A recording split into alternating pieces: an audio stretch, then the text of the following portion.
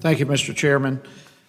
Mr. Coleman, the Government Accountability Office had a report in 2014 in which they stated that a single NEPA lawsuit can affect numerous federal decisions and have a far-reaching impact. I think that in itself is pretty obvious, but what is also obvious is not only the federal impact, but the projects themselves. How many different projects are impacted by that type of thing? Have you, or do you know of someone or some group that has evaluated the economic impact of these projects sitting at the starting gate for a decade or ever how long it may take? No, I haven't. I think that kind of study would be very good. We have very few studies on either the economic costs or the economic benefits of the NEPA review process. So would you say, would it be beneficial, would you believe that prudence maybe for in the permitting or licensing process that there be some sort of economic study? I mean, we're already doing the environmental study, why not an economic study? Particularly in light of, I mean, during the project itself, after the project, and during the delay, what kind of impact is this having economically?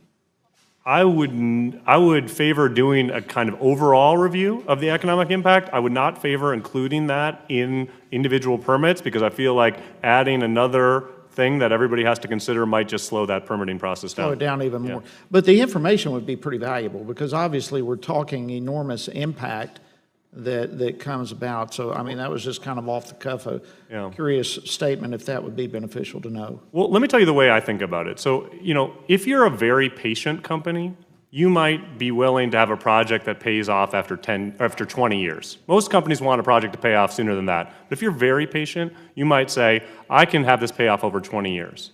Well, if it takes you 6 years to get the permit, and then you might be caught up in litigation, a quarter of the litigation goes 3 to 10 years beyond, that's half of your window for earning back a project. So I think the impact on investors is very important, and I think that, you know, for investors, they would be reassured if they knew at some point there's light at the end of the tunnel. You know, maybe these reviews are going to continue being sort of long, but after 6 years, it's cut off. Yeah, and even 6 years to me seems like an awfully long time. The negative impact of that from the project itself, let alone potentially investors or whatever. I mean, so you mentioned Canada a while ago. They're trying to get 300 days in this thing. We also have Australia, Germany, some of these others that are 2 years or less. Right. What are they doing right that we're not doing?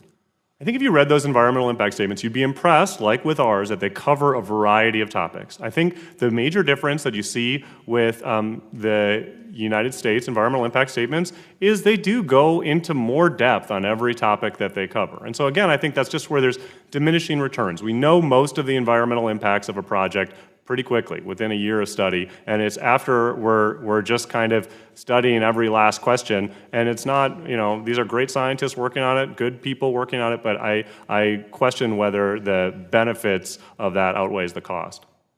Would you agree that Australia and Canada are our two top competitors for liquid natural gas? Oh, yeah. Undoubtedly, Canada is not quite there yet, but Australia is, and certainly in resources in general, those are two big competitors. Okay. And yet both of these countries routinely are completing the infrastructure projects in roughly 2 years. Yeah, well, I have to say, opposition to oil pipelines is now increasingly a global phenomenon. In some ways, a lot of it started here, but it's spread to Canada, and we could talk a lot about what Canada's going through right now if we wanted to. So I'm assuming then that you would agree that the infrastructure project delays that we have here when it comes to LNG is a negative thing.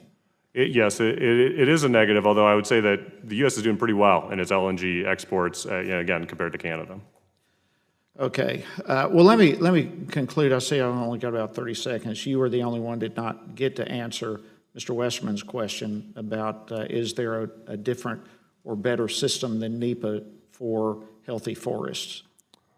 So if the question is, could it be improved, I think undoubtedly the project could be improved to do more to encourage healthy forests and the environmental benefits that could provide. Okay. Thank you. And with that, I'll yield back, Mr. Chairman.